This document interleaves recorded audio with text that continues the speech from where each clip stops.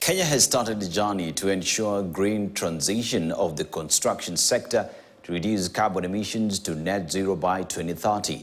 According to statistics, the construction sector in the country accounts for up to 30% of carbon emissions, which has greatly contributed to the effects of climate change, like recent floods and drought.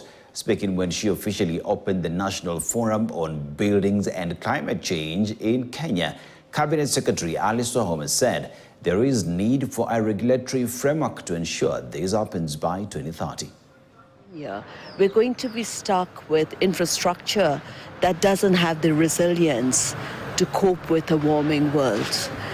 So I'm very excited with the leadership. I'm excited that today we had all the stakeholders and the commitment of the government of Kenya on this very important journey. What we have to understand is that if we don't mitigate the building sector, we will not reach the goal of the Paris Agreement, which is to keep the global warming within the 1.5 degrees Celsius target. So the building sector is a huge emitting sector, even in France. In France, it's the fourth sector in terms of CO2 emissions. So we are trying to mitigate this by renovating our buildings, that's the first part, and then setting new standards, new norms to build greener with greener materials.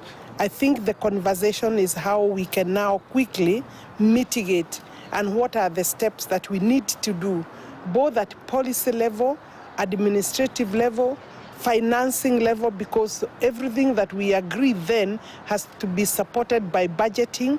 What are the countries prepared? Some of the ways to prepare countries to deal with the climate change in this particular built environment, and ensure that decarbonization and greening happens is by, for example, coming up with a building code that will factor in greening. The tourism industry is on an upward trajectory as